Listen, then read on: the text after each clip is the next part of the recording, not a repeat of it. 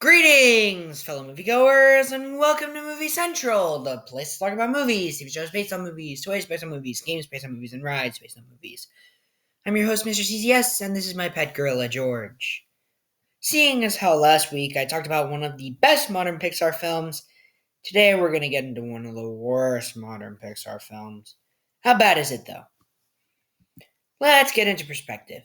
The year was 2015, and it was a pretty good year for movies, box office and critic-wise. We got some big blockbuster films, including a sequel to The Avengers, Jurassic World, and a new Star Wars movie, which made the most money overall.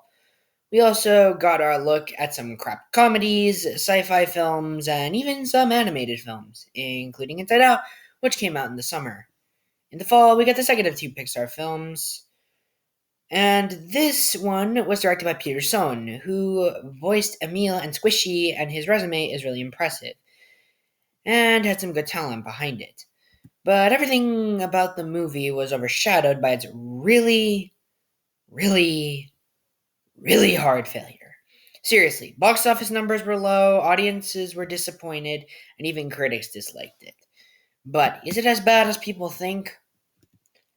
We're going to find out today. This is The Good Dinosaur.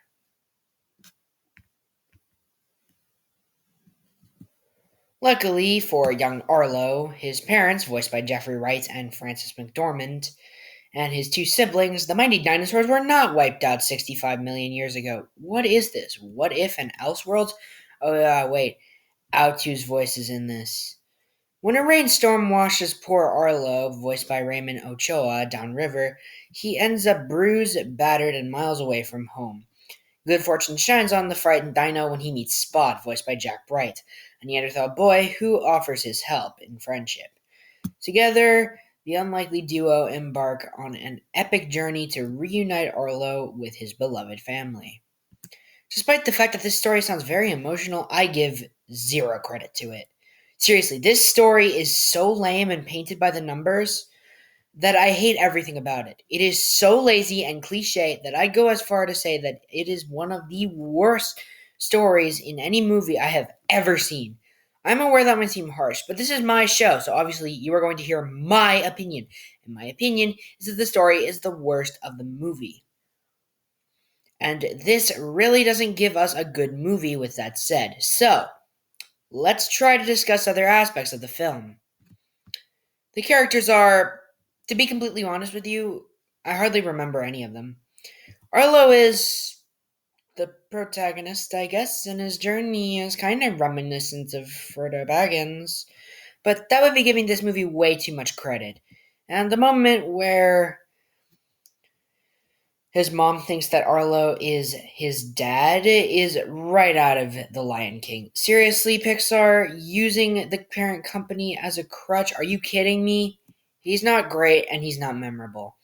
Jeffrey Wright's Henry is the only good character in this film because, well, he's voiced by Jeffrey Wright. And it's upsetting that they kill him within a few minutes, like how they killed Mufasa in The Lion King. Again, with the crutch. Arlo's family doesn't really matter because they're in the movie for like 3 minutes. And I'm not kidding, it's that short. Spot is literally just a character to sell toys, and seeing as how he's the only character from the movie to get a Disney Infinity game figure, the merchandise plug statement is clearly true. The scene he has with Arlo discussing death isn't bad, but it's not a tear-jerker like Mufasa's fall from The Lion King. The T-Rexes don't matter, and neither do the Raptors. Despite interesting designs, they are just made to sell more toys, because dinosaurs are popular sellers! Jurassic World made that clear, and that movie was based on a film that was not even made for toys originally. Then we have the villain, named Thunderclap. He's not great.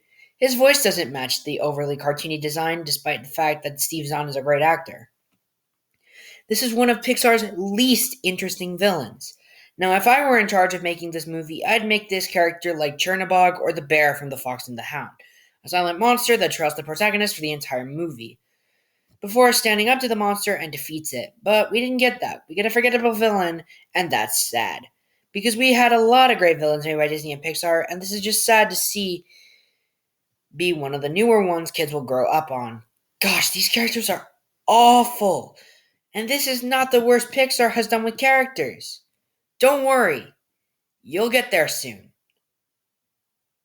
Okay, before I lose myself, I want to bring up the animation. While the characters look awful and very cartoony, purely for the toys, the background and landscape animations look stunning. The mountains, fields, water, they're all great. It honestly feels like it came from a completely different movie, which is just devastating. The score is not very memorable.